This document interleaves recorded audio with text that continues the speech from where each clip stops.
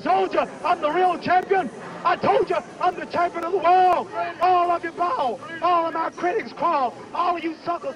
En quoi la vie de Mohamed Ali vous a-t-elle intéressé?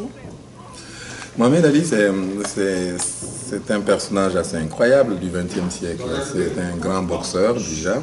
Mais ce qui nous intéresse dans la vie de Mohamed Ali, c'est parce que c'est un résistant. C'est un résistant parce qu'il a utilisé la boxe comme étant un espace pour défendre l'égalité des chances entre les Américains et surtout revendiquer l'égalité des droits pour les Afro-Américains dans une Amérique qui à l'époque était encore ségrégationniste. Il y avait les Blancs, il y avait les Noirs.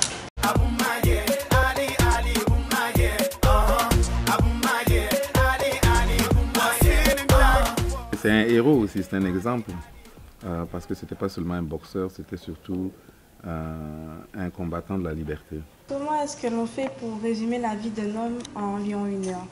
On prend une partie de sa vie qu'on met en lumière, et notamment dans ce texte-ci de M'appelle Mohamed Ali. Ce qu'on met beaucoup plus en valeur, c'est son combat contre la guerre au Vietnam, et c'est le combat qu'il a eu avec son challenger George Foreman en 1974 à Kinshasa.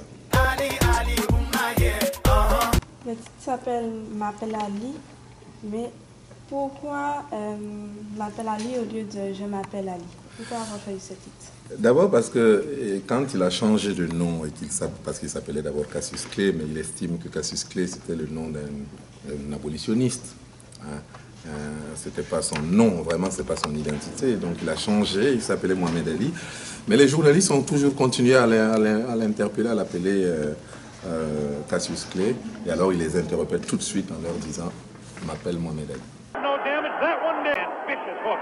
There's a real strong right hand just underneath the heart. And Muhammad Ali, but a straight left jab thrown by Foreman. Quelles sont les difficultés que vous rencontrez en vous mettant à la place de Mohamed Ali? Comme pour tout travail, il faut être le plus juste possible par rapport au personnage, quelque part. Il faut essayer d'aller chercher son énergie, d'aller le plus près possible, même physiquement. J'ai dû aller m'entraîner dans une salle de boxe pendant plusieurs semaines, pas pour devenir un boxeur, mais sans doute pour comprendre aussi qu'est-ce qui se passe dans la psychologie, dans le corps d'un boxeur quand il est sur le ring.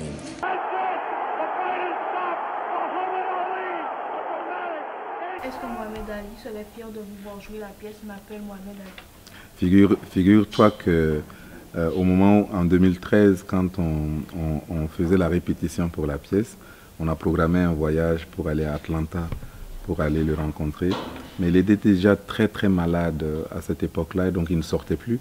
Donc on n'a pas eu l'occasion d'aller pouvoir le rencontrer.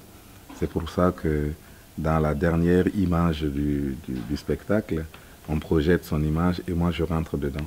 C'était la seule possibilité de la rencontre. Mais j'imagine effectivement que s'il était en bonne santé et qu'il avait vu le spectacle, ça devrait sans doute lui faire plaisir que de voir son histoire portée sur le plateau théâtral. Et est-ce que cela vous avait influencé de voir un Afro-Américain réussir sa vie à travers le sport et la politique? L'exemple de Mohamed Ali est assez incroyable parce que c'est vrai que les Afro-Américains n'avaient pas d'autres espaces pour s'exprimer. S'ils ne s'exprimaient pas dans le sport, ils s'exprimaient peut-être dans la musique. Mais lui, il a réussi à faire de son sport un espace où il pouvait prendre la parole politique. Et ça, c'est ça qui donne à Mohamed Ali une dimension assez exceptionnelle. Il représente quoi pour vous?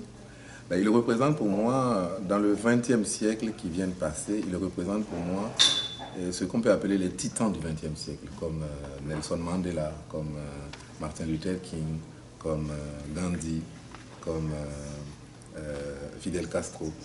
Bref, ce sont des personnages de l'histoire et ce qu'ils ont gagné à travers leur lutte devient pour nous aujourd'hui un héritage.